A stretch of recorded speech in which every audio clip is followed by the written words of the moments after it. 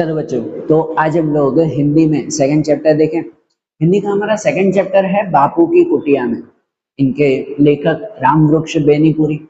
रामवृक्ष बेनीपुरी और साहित्य प्रकार इसका एक रेखा चित्र है। रेखा चित्र मतलब सिंपल कहो तो एक कैरेक्टर स्केच, किसी के बारे में लिखा हुआ ये। और जैसे नाम ही है बापू की कुटिया में, बापू हमारे गांधी बापू, फादर ऑफ द नेशन, उनके बारे में ये लिखा हुआ है। और रामवृक्ष बेनीपुरी ये ऐसे कहो कि गांधी जी के भक्त थे। ये गांधी जी से इतना प्यार करते थे, इतनी रिस्पेक्ट करते थे, इतनी वैल्यूज मानते थे गांधी जी की कि क्या ही कहें। और यहाँ पर ये पॉइंट, ये जो चैप्टर दिया हुआ है, ये जो लेखक हैं वो लेखक बापू की कुटिया में जाकर, वहीं जाकर और वहीं पर ही ये पूरा चैप्टर लिख रहे हैं। गांधी जी का अगर थोड़ा सा आपको ध्यान हो, भाई क्या कहें यार, फादर ऑफ द नेशन, उनके बारे में तो जितनी बातें करो उतनी कम लगती है। ठीक है ना, अच्छी बुरी बहुत सारी बातें, बहुत सारी चीजें हैं, पर वो ग्रेट पर्सनालिटी थे।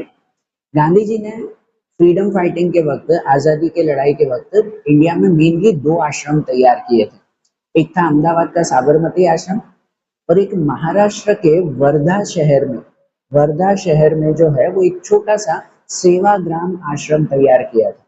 वहां पे भी एक आश्रम तैयार किया था 1936 के बाद में शायद वो वहां पर वर्धा में रहने गए थे, इस आश्रम में रहे थे और काफी साल वहां पर रहे थे। ठीक है, तो महाराष्ट्र के वर्धा सिटी में एक छोटा सा सेवाग्राम आश्रम उन्होंने तैयार किया था।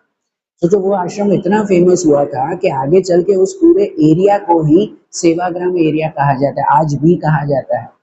आज गांधी जी की डेथ हो चुकी है, इतने साल हो चुके हैं, तो अब वो प्लेस है ना एक मॉन्यूमेंट बन चुका है, लेकिन एक मेमोरियल प्लेस है, एक टूरिस्ट प्लेस की तरह भी अगर कहो तो वैसा है। लोग वहां पर जाते हैं और वहां पर आज भी उस सेवाग्राम के उस आश्रम में, जिसे जो है वो गांधी जी की कुटिया कहा जाता है, वही है कि बापू की कुटिया में आज भी अगर वहां पर जाए ना, तो एग्जैक्ट चीजें बनी हुई है, वैसी की वैसी ही रखी हुई है जिस वक्त गांधी जी वहां पर रहते थे वैसे।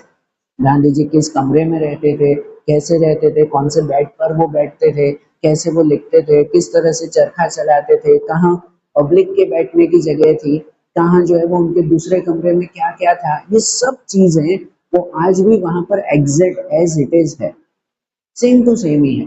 और आज भी वहां पे आप जाओ ना तो ऐसा लगता है कि आप जो है वो उस जमाने में पहुंच गए, और रियल भाई गांधी जी की चीजें जो है वो वहां पर फील होती है। और ये सच में उनको फील होती है जो गांधी जी की रिस्पेक्ट करना जानते हैं।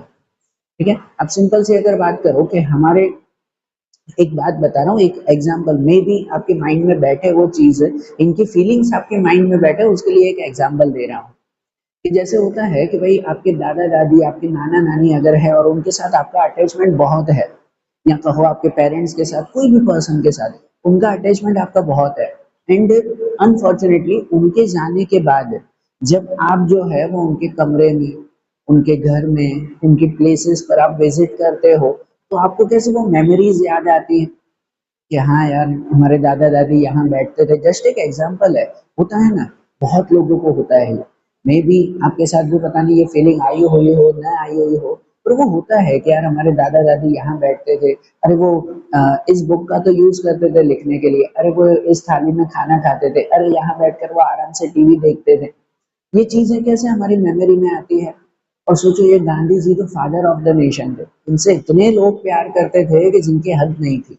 और रामवृक्ष बेनीपुरी, वो तो इनके भक्त थे, गांधी जी की बातों को यूं मानते थे। ये ये इंसान, ये लेखक अगर कहो, और ये इंसान उनके मरने के बाद काफी सालों बाद ये बापू की कुटिया में, वो वर्धा के सेवाग्राम आश्रम में, ये लेखक वहां पर जाते हैं जहां गांधी जी बैठते थे, जो उनका आश्रम का कमरा था, वहां पर वो खुद जाकर बैठ रहे हैं और ये पूरा चैप्टर लिख रहे हैं।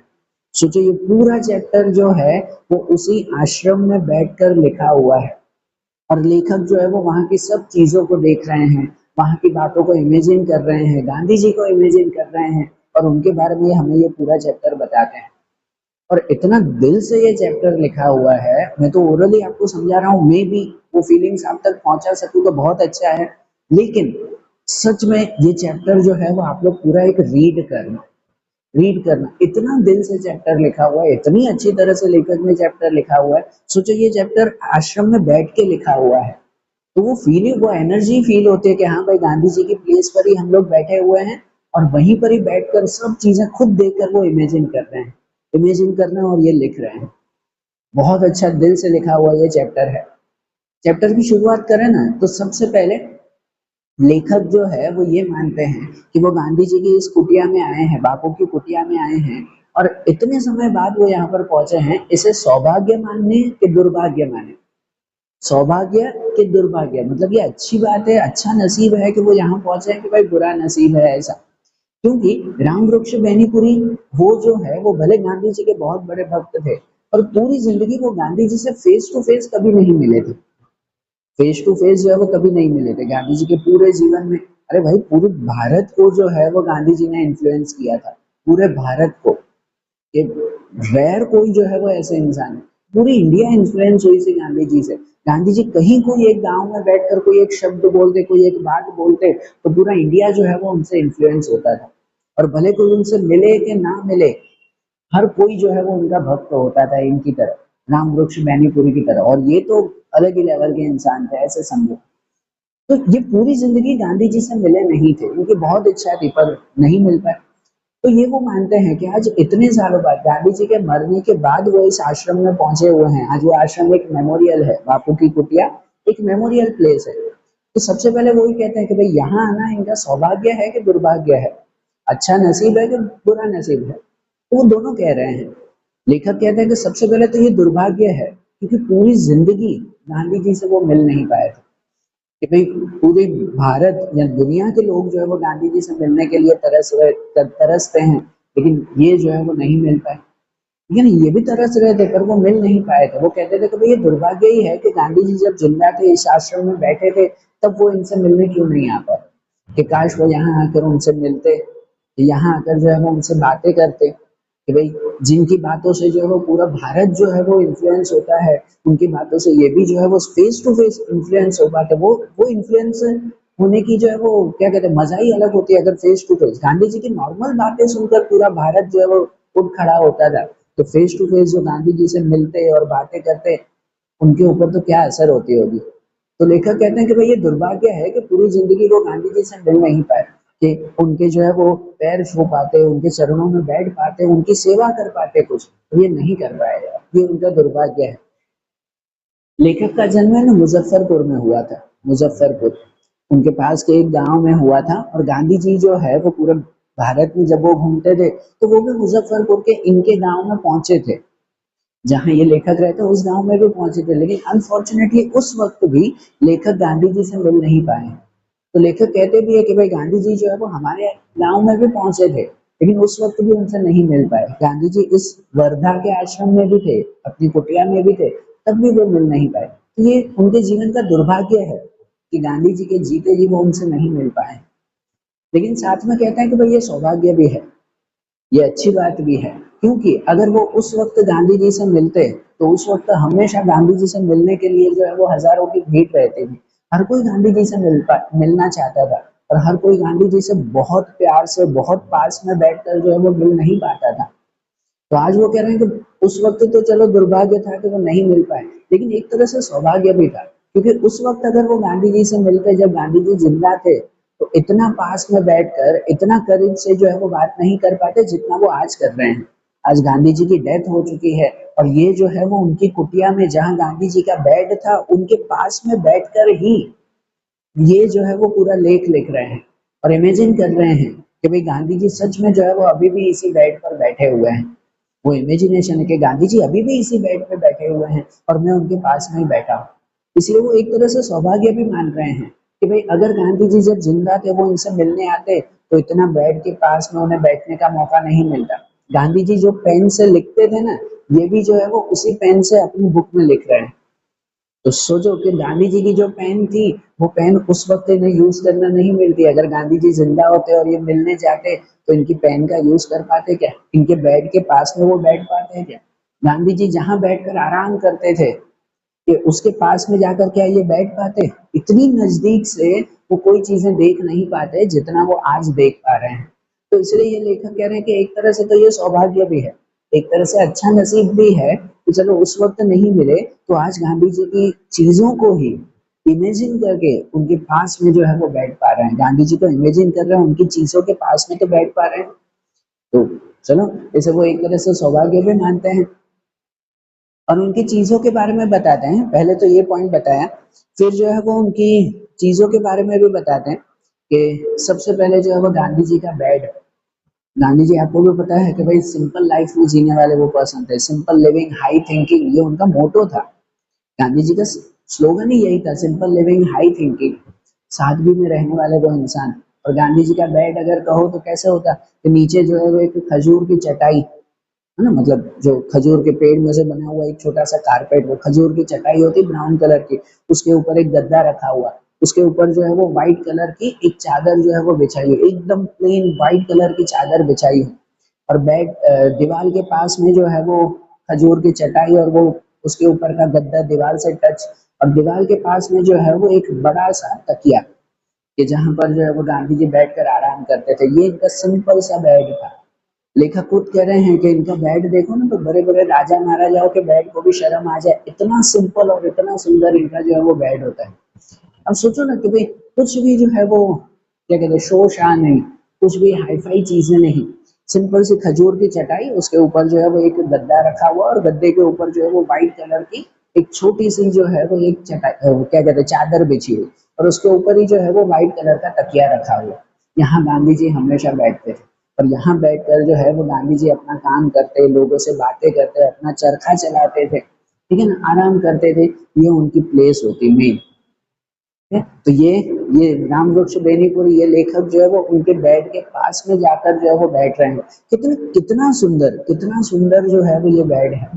और आज भी वहां पे जाओ, लेखक कह रहे हैं कि भाई आज भी वहां पे जाओ ना, तो वो बेड जो है वो एग्जैक्ट वैसे का वैसा ही है जिस वक्त गांधी जी का, गांधी जी जहाँ बैठते थे आज भी वो वैसे का वैसा ही जो है वो प्रिजर्व किया हुआ है, संभाला हुआ है।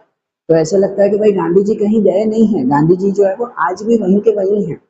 आज भी जो है वो वहीं बैठे हैं, वहीं बेड पर बैठे हैं। बस कुछ ऐसे लगता है वहां पे, लेखक वो इमेजिन कर रहे हैं कि वहां बेड के पास में बैठकर ऐसा लगता है कि भाई गांधी जी कहीं गए नहीं है, गांधी जी आज भी जो है वो वहीं बैठे हुए हैं।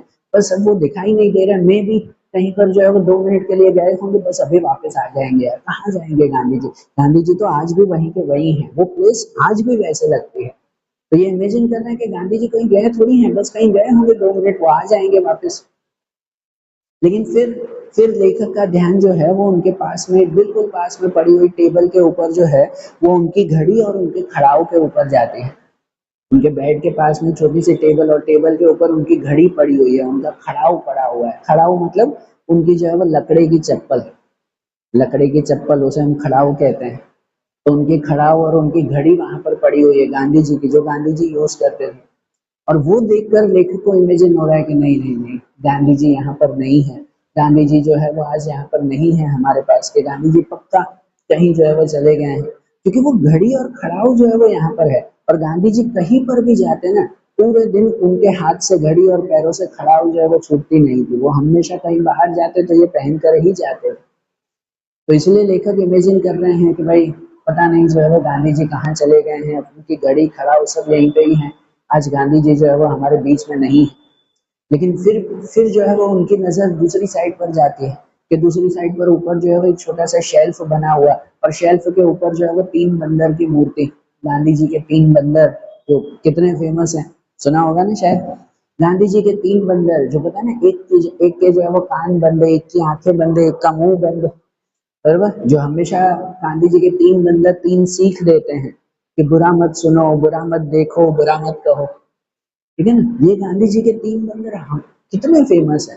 तो लेखक की नजर जो है वो उन 3 बंदरों के पास जाती है, और वो 3 बंदरों की जो है वो इमेज देखकर, एक की कान बंद, एक की आंख बंद, एक का जो है वो मुंह बंद, कि जिससे लेखक को इमेजिन हो रहा है कि जैसे बंदर इनसे कह रहे हो कि यार तुम बेफिक्र ही जो है वो गांधी जी को यहाँ वहां ढूंढ रहे हो, अपनी आंखें कान मुंह बंद करो, ध्यान से जो है वो गांधी जी को इमेजिन करो, गांधी तो हमारे अंदर ही बैठे हुए हैं, यार आप लोग कहाँ ढूंढ रहे हो। सिर्फ कितना प्यार से लिखा हुआ, कितना दिल से लिखा हुआ ये पार्ट है, कि लेखक जो है वो हर जगह इमेजिन, उनके बेड को देखकर लगता है कि भाई गांधी जी जैसे अभी यही बैठे हुए हैं, वे कुछ गए होंगे वापस आ जाएंगे वो। तो वो बेड को देखकर ऐसा लगता है गांधी जी जिंदा हैं। फिर उनकी घड़ी और खड़ाऊ को देखकर लगता है कि नहीं यार, ये तो यही चीजें पड़ी हुई है, ये तो गांधी जी की याद पड़ी हुई है, गांधी जी हमारे बीच में नहीं है। और उनके बंदरों को देखकर लगता है कि नहीं नहीं नहीं, गांधी जी कहीं नहीं गए हैं, गांधी जी को यहाँ वहां क्यों ढूंढना, गांधी जी तो हमारे मन के अंदर है, आप अपने आंख कान मुंह बंद करके देखो तो सही, गांधी जी अंदर ही बसे हुए हैं। इतना प्यार से लिखा हुआ ये पाठ है यार, सोचो कितना दिल से लिखा हुआ ये है लेखक ने। और गांधी जी के बारे में जो है वो ये कह रहे हैं, अ, वो खुद कहते हैं ना कि भाई गांधी जी आप जो है वो कहीं नहीं गए हो, अब खाली मन को शांत रख के एक बार सुनो, तो गांधी जी जो है वो हमारे मन के अंदर है। ऐसे लगता है कि गांधी जी अभी भी उसी बेड पर बैठे हुए हैं और अपना जो है वो यरवदा चक्र घुमा रहे हैं, मतलब वो जो चरखा घुमा रहे हैं, और वो चरखे पर घुमाते हुए जो है वो सबसे बात कर रहे हैं। मतलब वहां पर उनके वो क्या कहते हैं, सब चीजें रखी होती है, उनका बेड होता है और बेड के पास में जो है वो छोटी छोटी चटाई होती, और उन चटाई पर जो है बहुत सारी चटाइयां वहां पड़ी होती, कि कोई भी मेहमान आते तो उन चटाई पर बैठते थे, वो कारपेट कहते, कारपेट पर वो बैठते थे। ठीक है, बड़े बड़े लोग, बड़े बड़े लोग कि जिनमें भले वो जवाहरलाल नेहरू हो, सरदार वल्लभ भाई पटेल हो, कि बड़े ब्रिटिशर्स हो, कोई भी क्यों ना हो, वो गांधी जी से जब मिलने के लिए आते ना उनकी कुटिया में, तो कोई बड़े गद्दे, कोई बड़ी सी आलीशान टेबल या ऐसा कुछ भी नहीं होता, गांधी जी खुद नीचे बैठते थे छोटे से बेड के ऊपर, नीचे ही, तो वो लकड़ी का बना हुआ बेड भी नहीं, हमारे घर पे जैसे पलंग होते हैं वैसे भी नहीं, चटाई के ऊपर खाली एक गद्दा रखा हुआ है, और बाकी सब मेहमान आते तो वो भी नीचे चटाई के ऊपर बैठते थे और वो उनसे बातें करते थे। तो लेखक खुद को इसमें भी खुद को जो है वो भाग्यशाली मानते हैं कि जब गांधी जी जिंदा होते तो फिर इतना पास में बैठकर जिस जिस चटाई के ऊपर जवाहरलाल नेहरू, वल्लभ भाई पटेल और ऐसे लोग जिस पे बैठे हुए होंगे, आज वो खुद इस पे बैठकर जो है वो उनके पास में ये लिख रहे हैं। तो ऐसा नसीब उन्हें उस वक्त थोड़ी मिलता है ना। अब इमेजिन करो कितना अच्छा लगे कि जिस चटाई के ऊपर, जिस कारपेट कारपेट के ऊपर वल्लभ भाई पटेल नेहरू बैठे हुए हैं, आज वो खुद वहां पर बैठे हुए हैं, आप वहां जाओ और वहां बैठने का मौका मिले तो कैसा इमेजिन कि आज ये प्लेस है कि जहां पर पहले वल्लभ भाई पटेल बैठे थे, आज हम वहां पर बैठे हुए हैं। तो ऐसे उन्हें वो फीलिंग आ रही है, इसलिए खुद को सदनसीब मान रहे हैं कि यार कितनी अच्छी बात है। और गांधी जी वहीं पर ही उसी बेड के ऊपर जो है वो छोटा सा तकिया होता है, पूरा दिन चरखा चलाते हुए जो है वो सबसे बात करते हैं, हाँ सबसे बात भी करते हैं ना गांधी जी, हमेशा उनका चरखा जो है वो चालू ही रहता है, कि जो गांधी जी हमेशा सबको जो है वो एक तरह से क्या कह सकते हैं कि भाई सीख देते रहते कि अपने टाइम को जरा सा भी वेस्ट नहीं करना है, कि वो बात करते करते भी उनका काम तो हमेशा चालू होता था। ठीक है ना, पूरी दुनिया को बैठे बैठे काम करते करते भी उन्होंने ये सीख दी है। और जब भी वो थोड़े से थक जाते तो उनके हाथ में जो है वो तुलसी की माला होती, तुलसी की माला वो पलंग के पास में जो है वो क्या कह सकते हैं तकिया होता है, वो तकिए के ऊपर जो है वो आराम से ऐसे टेका लगाकर और हाथ में तुलसी की माला लेकर जो है वो जपते रहते और भगवान को याद करते रहते, हे राम, वो ये याद करते रहते, और सामने जो है वो दीवार पे बने हुए एक ओम का चित्र है, उसके ऊपर जो है वो हे राम लिखा हुआ, बस उसे देखते रहते और माला जपते रहते। गांधी जी जब भी थकते वो यही करते। क्या, अब लेखक भी वो इमेजिन कर रहे हैं कि वो भी वहीं बैठे हुए हैं बेड के पास, सामने दीवार पे नजर गई, दीवार पर ओम बना हुआ, उसके ऊपर हे राम लिखा हुआ, और गांधी जी ये लेखक जब जो है वो दीवार पे शब्द हे राम पढ़ते हैं, तो हे राम सुनकर जो है वो लेखक को गांधी जी की डेथ याद आ जाती है।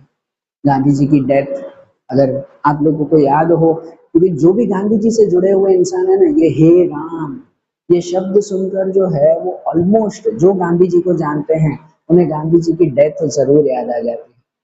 आपको भी वो किस्सा शायद पता हुआ हो, वही गांधी जी उस वक्त जो है वो दिल्ली के बिरला हाउस में थे, 1949 30 जनवरी, रियल बता रहे हैं ना, 1949 30 जनवरी ये गांधी जी जो है वो दिल्ली के बिरला हाउस में थे, और नाथूराम गोडसे नाम के पर्सन, नाथूराम गोडसे, वो जो है वो वहां पर आए थे, और गांधी जी जो है वो उस वक्त जब उस घर से बाहर निकल रहे थे, और नाथूराम गोडसे ने जो है वो गांधी जी के छाती पर, उनके शरीर पर जो है वो 3 गोलियां चला दी। गांधी जी की डेथ हो गई उस वक्त 30 जनवरी 1949। और गांधी जी की जब डेथ हुई थी तो मरते वक्त तो उनके उनके मुंह से सिर्फ यही शब्द निकल रहे थे, हे राम हे राम हे राम, ये शब्द निकल रहे थे। और गांधी जी से जुड़े हुए इंसान जब भी जो है वो हे राम सुनते हैं, तो गांधी जी की डेथ की इमेज जो है वो हमेशा उनके माइंड में आ जाती है, वो किस्सा हमेशा माइंड में आ जाता है। कोई इंसान बाकी ना हो जिनके माइंड में ये किस्सा ना आता हुआ जो गांधी जी से जुड़े हुए हैं। आप लोग अगर गांधी जी के बारे में कुछ नहीं जानते तो ये चीज इमेजिन ही नहीं होती, पर जो जानते हैं उन्हें ये पता है। ठीक है, तो ये लेखक भी जब ऊपर दीवार पे जो है वो हे राम पढ़ते हैं तो वो गांधी जी की डेथ याद आती है और ये उदास हो जाते हैं। वो क्यों क्यों वो इंसान ने जो है वो ऐसा किया, क्यों वो नाथूराम गोडसे ने जो है वो इस तरह से किया कि इतने शानदार इंसान, इतनी शानदार पर्सनालिटी, सिर्फ थोड़े से गुस्से की वजह से जो है वो गांधी जी को गोली मार दी। वो फादर ऑफ द नेशन थे और कोई थोड़ी थे यार, और अपने थोड़े से गुस्से की वजह से जो है वो ऐसे इंसान को गोली मार देना और उसे जो है वो दुनिया से विदा कर देना, ये कौन सी बात होती। और वो भूल जाते हैं, लेखक कहते हैं कि भाई वो नाथूराम गोडसे शायद भूल गया है कि भाई इस तरह से मारने से गांधी जी मरते थोड़ी हैं, गांधी जी तो सबके दिल में बसे हुए हैं यार, आप उसमें कैसे मारोगे। कि नाथूराम गोडसे ने मे भी ये सोचा हुआ हो कि हमने गांधी जी को मार दिया तो हमारी जीत हो गई, कि गांधी जी मर गए। अरे कोई नहीं मरे हैं, लेखक खुद कह रहे हैं कि गांधी जी ऐसे मर ही नहीं सकते हैं, गांधी जी सबके दिल में बसे हुए हैं, बापू हमारे दिल में है, उनकी बातें, उनकी वैल्यूज, उनकी सीख हमारे दिल में है, वो कैसे मर सकते हैं यार। तो वो किस तरह से जो है वो छोटा सा ये ईगो लेकर और सामने वाले इंसान को 3 गोलियों से मार दिया। पॉसिबल ही नहीं है कि 3 गोलियों से जो है वो गांधी जी की डेथ हो, उनका शरीर मरा है सिर्फ, उनकी बातें, उनकी चीजें जो है वो आज भी हमारे मन में है। अब थोड़ा सा जो है वो उस कुटिया में बैठकर इमेजिन तो करो, गांधी जी हमारे आसपास ही हैं, कहाँ जाएंगे यार गांधी जी। सोचो कितनी फीलिंग्स है, जो मैं बता रहा हूँ ये फीलिंग्स इनकी है, राम वृक्ष बैनीपुरी की, कि कितनी फीलिंग्स है जो है वो उन्होंने ये चैप्टर लिखा हुआ है कि भाई उस इंसान ने भले गांधी जी को मारा हुआ हो, गांधी जी आज भी जिंदा है हमारे बीच में, आप कुछ भी कर लो गांधी जी को नहीं मार सकते। और इतनी फीलिंग्स के बाद ये लेखक जो है वो गांधी जी के आश्रम की दूसरी चीजों की सब विजिट करवाते हैं, कि जैसे गांधी जी का बेड कहा, तो उस कुटिया में जो है वो बिल्कुल बीच में वो बेड पड़ा हुआ है, उसके एक साइड जो है वो, बेड के एक तरफ जो है वो बाकी सब चीजें पड़ी हुई है, जैसे एक छोटा सा टेबल, बेड के एक साइड छोटा सा टेबल, और उसके ऊपर जो है वो पत्तों से बना हुआ एक छोटा सा बाउल, पत्तों से, पेड़ों के पत्तों से ही बना हुआ एक छोटा सा बाउल, कि जहां पर जो है वो गांधी जी सब चीजें रखते रहे, क्या कैसे, कुछ फटा हुआ कागज होता है, कुछ यूजलेस चीजें होती है, एक डस्टबिन की तरह वो बाउल का जो है वो एक डस्टबिन की तरह यूज होता था गांधी जी का।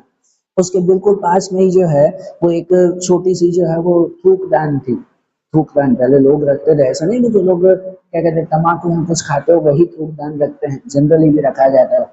के पास में जो है वो एक थूकदान था, उस बाउल के पास में ही, कि जहां पर जो है वो कुछ भी थूकदान थूकने के लिए यूज होता है, और गांधी जी हमेशा अपने थूकदान को खुद साफ करते थे। गांधी जी की एक बहुत बड़ी जो है वो बात है जो इसमें भी लिखी गई है, और जो सही बात भी है, कि गांधी जी हमेशा अपनी चीजों की साफ सफाई की केयर खुद रखते थे, अपना थूकदान, अपना बाथरूम, अपने कपड़े, वो हमेशा आखिरी समय तक भी जो है वो ऑलमोस्ट, जब तक उनके समझो कि भाई ताकत थी, तब तक वो खुद ही साफ करते थे, कि भाई गंदगी अगर हमने फैलाई है तो दूसरा कोई क्यों साफ करे। भले उनकी सेवा, उनकी एक आवाज में जो है वो हजारों लोग खड़े हो जाते हैं, और वो अपना काम हमेशा खुद करने के लिए जानते थे। तो उनके बेड के पास में जो है वो एक पत्तों से बना हुआ बाउल, एक डस्टबिन की तरह कागज वगैरह, आज भी उस कुटिया में जाओ तो वहां पे कुछ रफ कागज हमेशा पड़े होते हैं, गांधी जी की याद दिलवाने के लिए कि हाँ भाई ये चीज इसके लिए यूज होती है।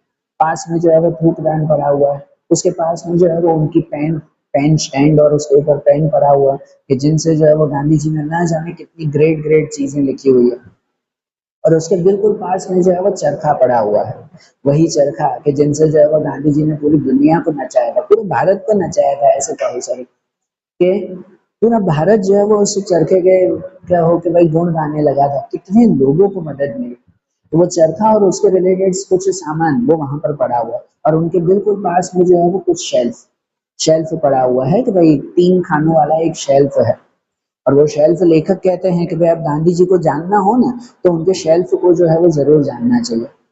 गांधी जी का शेल्फ, सबसे पहले तो वो शेल्फ पड़ा हुआ और उसके ऊपर जो है वो कुछ एक वर्ड्स लिखे हुए हैं, एक बड़ा सा जो है वो बोर्ड है। ठीक है, हम जैसे वो शो पीस है कुछ बोर्ड दीवार पे लिखवाते हैं ना, तो उस समय भी वैसा होता था कि एक लकड़ी की जो है वो तख्ती पड़ी हुई है, एक बोर्ड है, और उसके ऊपर लिखा हुआ है कि यदि सच्ची राह पर हो तुम्हें, सॉरी, कि यदि सच्ची राह पर हो तो तुम्हें क्रोध करने की जरूरत नहीं है, और यदि गलत राह पर हो तो फिर किस किस बिस्तर पर, किस मुंह से आंख लाल पीली करोगे। मतलब अगर तुम सच बोल रहे हो तो गुस्सा करने का जरूरत ही नहीं है, और अगर झूठ बोल रहे हो तो भी गुस्सा करने का फायदा ही क्या? जब झूठ बोल रहे हो मन में पता होना चाहिए फिर गुस्सा क्यों कर रहे हो, पता है गलती हमारी है। सो वो एक लिखा हुआ है इनडायरेक्टली बताना कि भाई गुस्सा करना कितना गलत है। ठीक है, ऊपर वो लिखा हुआ और उसके बाद शेल्फ शेल्फ के थोड़े ऊपर शेल्फ के ऊपर ही जो है वो एक रफ पत्थर पड़ा हुआ है, उबड़ खाबड़ रफ पत्थर है, जिस पत्थर का गांधी जी पेपर वेट की तरह यूज करते थे कि कुछ पेपर रख लिखा लिखना और उसके ऊपर पेपर वेट की तरह इसका यूज होता था पत्थर का। और उसके बाद अगर जो है वो शेल्फ 3 खानों का बना हुआ, जिसमें पहले 2 खाने में जो है वो कुछ बुक्स पड़ी होगी। पहले खाने में गुजराती जोड़नी कोश मतलब गुजराती डिक्शनरी थी वो एक, रीथिंकिंग क्रिश्चियनिटी, हजरत ईसा और ईसाई धर्म की एक बुक, और एक भगवत गीता श्रीमद् भगवत गीता वो। ठीक है, मतलब सोचो कि उनके बुक शेल्फ में हर धर्म की जो है वो किताबें थी। रीथिंकिंग क्रिश्चियनिटी, फिर जो है वो हजरत ईसा और ईसाई धर्म के बारे में, और श्रीमद् भगवत गीता, हर धर्म की किताबें वहां पर थी। शेल्फ के दूसरे खाने में रामचरितमानस, श्री स्वास्थ्य वृत्ति, आश्रम जनावली, है ना, और गीता गीता आई सॉरी गीता आनी गीताई, ये किताब है। तो सोचो उनको बुक्स पढ़ने का उन्हें शौक था, और हमेशा जो है वो रिलीजियस बुक, कहो कि फूड के ऊपर बुक, लोगों को किस तरह से जो है वो मतलब अपना आश्रम कैसे चलाना है, मैनेजमेंट्स के ऊपर बुक, सिंपल सिंपल सी बुक्स जो है वो हमेशा पढ़ते थे। उन्हें पढ़ने का जो है वो हमेशा से बहुत शौक था। इनके पास में अगर कहो तो उसी शेल्फ के बिल्कुल ऊपर जो है वो वही 3 बंदर, जो पहले भी बताया गांधी जी के जो है वो 3 बंदर, एक के कान बंद, एक की आंखें बंद, एक का मुंह बंद, ठीक है ना, वो 3 बंदर। आज वो 3 बंदर को देखो ना, ये लेखक कह रहा है बहुत अच्छी तरह से कह रहा है। तो लेखक कह रहा है कि आज उस 3 बंदर को अगर देखो तो उन 3 बंदरों को जो है वो ऐसा लगता है कि वो काफी उदास बैठे हुए हैं, कि जैसे गांधी जी की डेथ के बाद वो भी पहले जो है वो 3 बंदर रोज गांधी जी को यहाँ इस आश्रम में घूमते फिरते देखते होंगे तो वो भी खुश होंगे। आज तो वो भी उदास लग रहे हैं, क्योंकि गांधी जी के जाने के बाद जो है वो जैसे उनकी मौत की खबर सुन के किसी ने कान बंद कर दिए हैं, कि गांधी जी आज है ही नहीं तो देखे क्या, किसी ने आंखें बंद कर दी है, और गांधी जी है ही नहीं अब किससे बात करे तो किसी ने मुंह बंद कर दिया है। आज वो 3 बंदर भी जो है वो उदास बैठे हुए हैं। कितना प्यार से लिखा हुआ है इन्होंने। ठीक है? और इसके बाद कहो तो ये सब चीजें, ये शेल्फ और चरखा और ये सब जो है वो गांधी जी के बेड के एक साइड था, और गांधी जी के बेड के दूसरे साइड अगर देखो तो वहां पर जो है वो कुछ 3-4 डेस्क पड़ी हुई है, डेस्क छोटी छोटी टेबल, जो मे भी गांधी जी जो है वो उस वक्त लिखने के लिए यूज करते होंगे। ठीक है ना, कुछ काम हो कुछ लिखना हो तो हम जैसे टेबल यूज करते हैं, वो टेबल जो है वो लिखने के लिए यूज करते होंगे। उसके ऊपर दीवार पर जो है वो एक छोटा सा बोर्ड लगा हुआ, और जिस बोर्ड पे लिखा हुआ है कि भाई प्रेम ही भगवान है, प्रेम ही भगवान है, ये उस बोर्ड पर लिखा हुआ। और इन इनके अलावा जो है वो 3-4 डेस्क पड़ी हुई है जहाँ गांधी जी लिखने के लिए यूज करते होंगे, और उसके ऊपर जो है वो वहां पर बहुत सारी चटाइयाँ पड़ी हुई है फोल्ड की हुई, कारपेट होता है ना वो, है ना, लकड़ी का बना हुआ, पहले तो लकड़ियों का ही होते थे, तो वो जो कारपेट होते थे वो कारपेट को फोल्ड करके वहां पर बहुत सारे पड़े हुए हैं। ये उसीलिए होता होगा कि भाई गांधी जी से मिलने जब लोग आते होंगे, जो पहले भी बताया, गांधी जी से जवाहरलाल नेहरू, वल्लभ भाई पटेल, राजेंद्र प्रसाद जैसे ग्रेट ग्रेट पर्सनालिटी मिलने आते होंगे, तो वो इसी चटाई को खोलकर और वहां नीचे बैठते होंगे। ठीक है ना, तो वो सब चटाई वहां पर पड़ी हुई है, और उसके ऊपर भी जो है वो दीवार पर एक चीज लिखी हुई है। देखो एक यहाँ पर 2-3 चीजें कॉमन नहीं है, कि गांधी जी भी जो है वो उनके आश्रम में भी उनकी दीवार पर जो है वो अलग अलग बातें लिखी हुई है। ये चीजें बहुत इफेक्ट करती है। हमारा कमरा हो, हम जहाँ पे काम कर रहे हैं कुछ कमरा हो, और वहाँ के दीवार पे अच्छी अच्छी बातें लिखी गई हो ना, तो वो हमारे माइंड पे इफेक्ट करती है। सोचो गांधी जी के आश्रम में भी ये बातें हैं। तो उनकी चटाइयों के ऊपर जो है वो दीवार पर हिंदी में कुछ लिखा हुआ है, कि जैसे वो बात कहते हैं कि झूठ शब्दों में निहित नहीं है, छल करने में है। चुप्पी साध कर भी झूठ बोला जा सकता है। दोहरे अर्थ वाले शब्दों का प्रयोग द्वारा किसी शब्दांश पर जोर देकर, आंख के संकेत से, और किसी वाक्य को विशेष महत्व देकर भी झूठ का प्रयोग होता है। वस्तुतः इस प्रकार का मिथ्या प्रयोग साफ शब्दों में बोले गए झूठ की अपेक्षा कई गुना ज्यादा है। तो वो झूठ के बारे में कह रहे हैं, मैं मीनिंग समझा रहा हूँ कि भाई वो झूठ के बारे में कह रहे हैं कि झूठ सिर्फ शब्दों में नहीं है कि हमने बोलकर किसी को झूठ कहा है। झूठ जो है वो बिना शब्दों के भी होता है, छल करने में, धोखा देने में झूठ है। सिर्फ शब्दों से नहीं, बिना शब्दों से भी जो है वो झूठ बोला जाता है कि नहीं, कि हम किसी को कहें कि भाई ये काम हुआ नहीं हुआ हो, फिर भी हाँ हाँ हो गया चिंता मत करो, तो ऐसा नहीं कि हमने शब्द बोले वो झूठ है। हमारे मन से भी जो है वो झूठ बिना बोले भी झूठ होता है। कि जैसे वो कहते हैं ना कि भाई कितनी बार जो है वो कुछ डबल मीनिंग का शब्द बोलना, कि हमने तो ऐसा बोला था, तुमने अलग समझा, मैं क्या करूं, ये भी एक झूठ ही है। इसके अलावा जो है वो अपने आँख के इशारों से जो है वो कोई झूठ बोल देना, कि भई अगर जो है वो किसी को कुछ बोलना काम हुआ है तो हमने भले कुछ ना बोला हुआ हो, हम भले आँख से या एक्सप्रेशन से बोल सकते हैं कि हाँ, हो गया है। ठीक है? तो ऐसा थोड़ी कि हमने झूठ बोला नहीं, वो झूठ है मेरे भाई।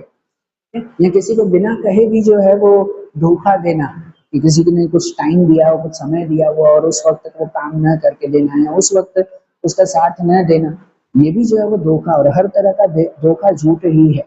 और गांधी जी भी कहते हैं ये कि भाई वहां लिखा हुआ है कि जो शब्दों से बोला हुआ झूठ है, उसके अलावा चुप रहकर जो झूठ बोला जाता है ना, वो ज्यादा बुरा है। शब्दों के झूठ के कंपैरिजन में चुप रहकर बोला हुआ झूठ है, वो ज्यादा बुरा है। झूठ बोलना बिल्कुल गलत है, ये गांधी जी का कहना है। और आखिरी में जो लेखक हैं वो उस पूरे कुटिया के बाकी की चीजों के बारे में फाइनली वो डिस्क्राइब करते हैं। तो वो कहते हैं कि भाई इनका ये पूरा आश्रम, पूरी कुटिया जो है वो 3 भाग में डिवाइडेड है। एक जो ये मेन पार्ट, मेन इनका हॉल कहो, ड्राइंग रूम कहो, ठीक है ना, उस आश्रम का, कि जहाँ पर ये लेखक खुद बैठे हुए हैं, जहाँ पर गांधी जी हमेशा बैठते थे, लोग विजिट करने के लिए आते थे वो। उनका एक दूसरा हिस्सा है कि जहाँ एक छोटी सी कोठरी, मतलब बहुत छोटा सा रूम बना हुआ है। और आज रूम में वही, वहां पर भी जो है वो एक कॉर्नर में एक बिस्तर, ठीक है ना, एक बेड जो है वो फोल्ड करके लपेट कर सिमटा हुआ रखा हुआ है। ये कमरा जो है वो गांधी जी के आराम का था। गांधी जी जब सोते थे या उनके आखिरी समय में, जब उनकी उम्र थी, जब वो क्या कहते हैं बरोबर काम नहीं कर पाते थे, तो उस वक्त वो ज्यादातर इस कमरे में वो आराम करते थे। वो एक कमरा, वो सब मिलने आते तो मेन वो ड्राइंग रूम में बैठते थे। और एक तरफ जो है वो गांधी जी के वॉशरूम जैसा बना हुआ, ठीक है ना, वो एक पैखाना बना हुआ वहां पर, कि जहां पर जो है वो उसकी साफ सफाई, वो लेकर कहते हैं आज भी वहां की साफ सफाई देखो तो देखने से बनती है। कि एक वक्त था जहां गांधी जी जो है वो इस जगह की साफ सफाई खुद करते थे। जो उनका कमोड होता वो खुद जो है वो गांधी जी साफ करते थे, किसी और से नहीं। और उनकी साफ सफाई के लिए जो सामान यूज करते थे वो वहीं पर ही जो है वो पड़ा रहता था। लेकिन आज भी वहां पर वो अवेलेबल है, वो फिनाइल की शीशी, वो एक छोटा सा झाड़ू और साफ सफाई के दूसरे सामान आज भी वहां पर है। तो ये कहते हैं ना, वो गांधी जी का आश्रम इतनी सिंपलिसिटी से बना हुआ, और गांधी जी की एक आदत होती है, तो वो ऐसा नहीं है कि भाई जो चीज का जितना ज्यादा रीयूज हो पाता ना, वो उतना ज्यादा रीयूज करते थे। कि अगर कोई भी एक चीज है, हाँ ठीक है, उसको रीयूज हम कर पा रहे हैं, तो उसे कभी भी फेंकते नहीं थे। जब तक उसका यूज बिल्कुल खत्म नहीं होता ना, उसे फेंकते नहीं थे। गांधी जी जो है वो चीजों को संभालना बहुत अच्छी तरह से जानते हैं। और आप उनके आश्रम में जाओ तो रियली पता चलता है कि हाँ भाई, वो चीजों को कितनी अच्छी तरह से संभालते थे। तो आज हमारी गवर्नमेंट ने जो है वो उस प्लेस को मेमोरियल बना के रखा हुआ है। आज वो चीजें गवर्नमेंट ने वैसी की वैसी संभाल के रखी हुई है। तो ऐसे लगता है कि वो मॉडर्नाइजेशन वे में नहीं है, उसी पुराने तरीके से आज भी सब चीजें प्रिजर्व की हुई है। तो गांधी जी के आश्रम में ये 3 चीजें हैं। और आखिरी में कहते हैं कि भाई गांधी जी का आश्रम भी वैसे बना हुआ कि लेखक जहाँ बैठकर ये सब लिख रहे हैं और सब चीजें देख रहे हैं, तो वो कहते हैं ना, उनकी खुशी का ठिकाना नहीं है। इनका पूरा घर जो है वो बना हुआ, जहाँ कोई सीमेंट, कोई चूना, कोई कलर, कुछ भी यूज नहीं हुआ है। पूरा आश्रम सिंपल जो है वो चीजों से बना हुआ, नेचर की चीजों से बना हुआ। बांस की लकड़ी से ही जो है वो बनी हुई सब दीवारें हैं, कि बांस की लकड़ी लगाई हुई है, उसके ऊपर जो है वो क्या कहते हैं पर्दे लगाए हुए हैं, ठीक है ना, पर्दे लगाए हुए, वो जो लकड़ी के पर्दे पहले बनते थे वैसे, तो वो लकड़ी के पर्दे दीवार पे लगाए हुए, उसके ऊपर जो है वो मिट्टी लगा दी गई है और उससे दीवार बन गई है। कि कोई जो है वो चूने से, कोई सीमेंट से बनी हुई दीवारें नहीं। नीचे भी जो है वो बिल्कुल क्या कहते हैं मिट्टी से बना हुआ जो है वो पूरा फर्श मिट्टी से बना, कोई ऐसी टाइल्स है, कोई सीमेंट, कुछ भी ऐसा लगा हुआ नहीं, घर में कुछ यूज नहीं हुआ। आश्रम में हर जगह पर काफी सारे खिड़की दरवाजे, कि जिससे जो है वो हवा उजास हमेशा बनी रहे। तो नेचर से बनी हुई चीजें, इतनी सिंप्लिसिटी से बनी हुई चीजें, तो उनका आश्रम जो गांधी जी ने खुद बनाया था, खुद ये आश्रम जो है वो गांधी जी ने बनाया हुआ है, तो उसे देखकर ही लगता है कि यार गांधी जी जो है वो कितनी सिंप्लिसिटी और कितनी महान तरीके से रहते हैं। तो ये जो चैप्टर में बताया ना इन्होंने, बापू की कुटिया में उस आश्रम का जो है वो वर्णन किया, मैं आप लोगों को मेरा पर्सनल एक सजेशन दे रहा हूँ, कभी भी जो है वो अगर मौका मिले ना, तो गांधी जी के ये 2 आश्रम में से कोई भी एक आश्रम, या तो अहमदाबाद का साबरमती आश्रम है, जो लोग अहमदाबाद में रहते हैं तो उनके लिए तो खास, में भी आपने देखा हुआ ही होगा अगर, तो अहमदाबाद का साबरमती आश्रम, या तो ये महाराष्ट्र के वर्धा का ये सेवाग्राम आश्रम, जिनके बारे में ये लिखा हुआ है, इनमें से कोई एक आश्रम विजिट करो। और गांधी जी के बारे में जो है वो कुछ जानो पढ़ो। वो जो ग्रेट पर्सनालिटी थे ना, उसके बारे में जितना जानो उतना कम है। अब जब जानोगे ना या पढ़ोगे ना, ये भी चैप्टर जैसे पहले भी बताया मैंने, खाली समझाया है आपको। अब रियली पढ़ो और दिल से पढ़ो यार, दिल से, खाली पढ़ने के लिए नहीं, दिल से पढ़ो तो वो फील होता है कि कितनी शानदार तरीके से लिखा हुआ। वो जो फीलिंग्स इन्होंने डिस्क्राइब की है, मे बी वो आप तक पहुंच सके। ठीक है, मुझे भी नहीं पता कि मैंने जैसे समझाया है, मैं भी वो बात, वो पॉइंट जो है वो आप तक पहुंचा कि नहीं। अगर पहुंचा हुआ हो तो अच्छी बात है, नहीं तो सॉरी उसके लिए। और जो ये चैप्टर है, इसके क्वेश्चन आंसर्स भी फिर हम लोग समझेंगे फिर आगे। एंड जैसे ये चैप्टर हमने समझाया, फिर उसके बाद ही जो इनकी बाकी के चैप्टर, बाकी की पोएम्स है, वो अब हम लोग अगले वीडियोस में देखेंगे। ओके, चलो, थैंक यू बेटा।